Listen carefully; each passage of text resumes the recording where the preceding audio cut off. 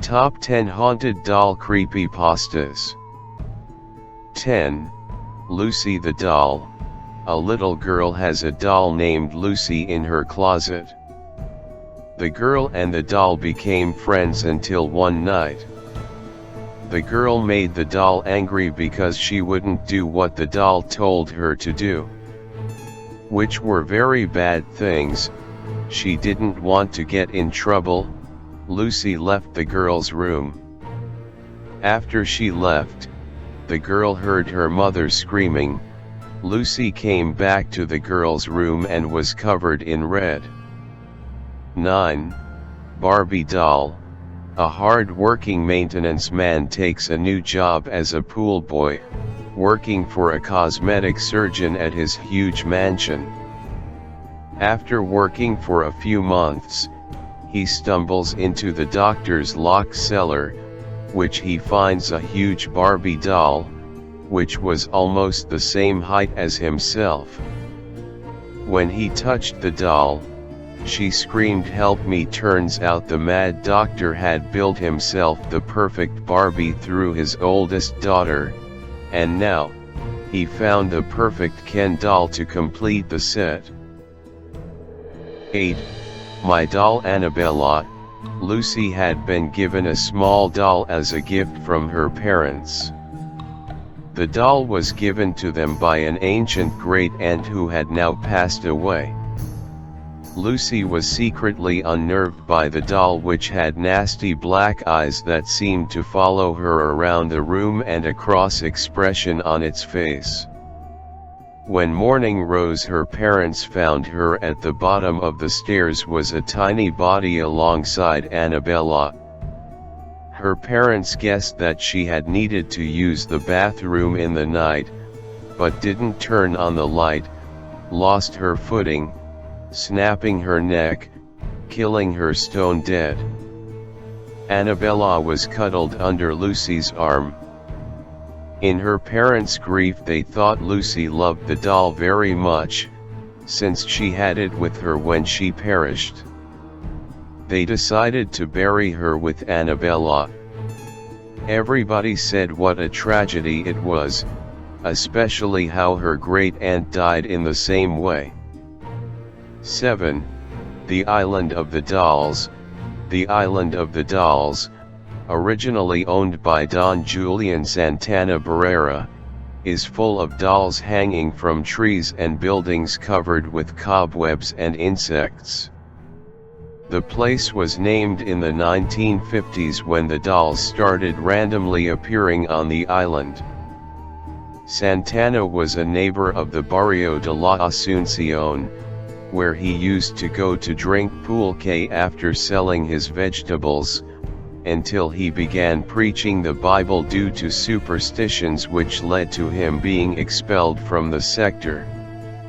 According to a legend, a young girl drowned entangled among the lilies of the canal, and her body was found on the banks of the Santampa Chinampas. Santana claimed to have heard the girl crying out, "I want my doll," and terrified, hung up the doll he found near the girl's body. After that, every time he went outside he found a new doll hanging from one of the trees. He later died in the exact same spot as the drowned girl, and many believe that his death was caused by the girl's spirit, which still haunts the island. In 1987, an eco-tourist rescue was made and the island was found covered with water lily. After the death of Santana, the Chinampa became a tourist attraction. The place began gaining fame in 1943, when Mexican filmmaker Emilio Fernandez filmed Maria Candelaria there. With a significant number of international and local channels have featured articles on the island, including the Huffington Post, Travel Channel, and ABC News. The dolls are still on the island, which is accessible by boat. The island was featured on the Travel Channel show Ghost Adventures and the Amazon Prime show Lore. It was also featured in BuzzFeed Unsolved. Shane Maidage, a firm skeptic of the paranormal, has asserted that he believes in the legends about the island. The island was also used for the episode Esta son las Mananitas, Season 1 Episode 10, of the Spanish TV comedy Nosotros los Guapos for Televisa, where the main characters Vitor and Albertino are left behind on the island by a irritated Dona Cuca, and as night falls they are rescued by the local emergency crews and end up on the news. 6. Betsy the Doll. Betsy the Doll is a scary story about a girl who was neglected by her drug-addicted mother. The only thing she has to keep her company is her beloved doll, Betsy. Later as an adult, she found out that Betsy was actually her dead sister. 5. Teddy. A little boy is terrified of his sister's new teddy bear. As the boy grows up, the teddy bear haunts the boy by sitting on his bed and getting closer as he blinks.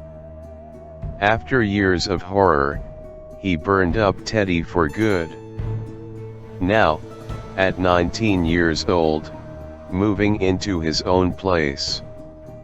While unpacking, he discovered Teddy sitting in the living room, staring at him. 4. Molly the Dolly.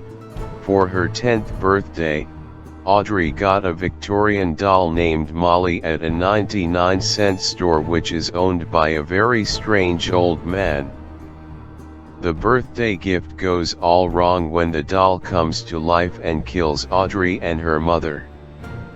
Molly is back at the 99-cent store, waiting for her next victims. Molly's signature kill is taking each of her victims' fingers as her own. 3. Annabelle. Annabelle is an allegedly haunted Raggedy Ann doll that is housed in the Occult Museum of the paranormal investigators Ed and Lorraine Warren. Annabelle was moved there after supposed hauntings in 1970. A character based on the doll is one of the antagonists that appears in the Conjuring universe. According to the Warrens, a student nurse was given the doll in 1970.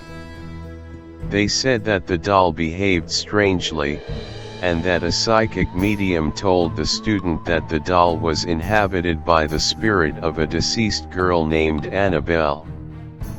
The student and her roommate tried to accept and nurture the spirit-possessed doll, but the doll reportedly exhibited malicious and frightening behavior. It was at this point that the Warrens say they were first contacted, moving the doll to their museum after pronouncing it demonically possessed. The doll remained in a glass box at the Warrens Occult Museum in Monroe, Connecticut until the museum's closing.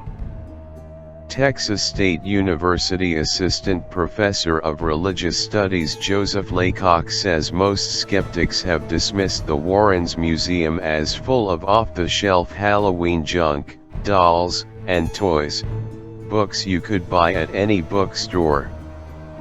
Laycock calls the Annabelle legend an interesting case study in the relationship between pop culture and paranormal folklore and speculates that the demonic doll trope popularized by films such as Child's Play, Dolly Dearest, and The Conjuring likely emerged from early legends surrounding Robert the Doll, as well as from a Twilight Zone episode released 5 years prior to the Warrens story, entitled Living Doll, in which the character of the mother is named Annabelle. Laycock suggests that the idea of demonically possessed dolls allows modern demonologists to find supernatural evil in the most banal and domestic of places. Commenting on publicity for the Warrens' occult museum coinciding with the film release of The Conjuring, science writer Sharon A. Hill said that many of the myths and legends surrounding the Warrens have seemingly been of their own doing, and that many people may have difficulty separating the Warrens from their Hollywood portrayal.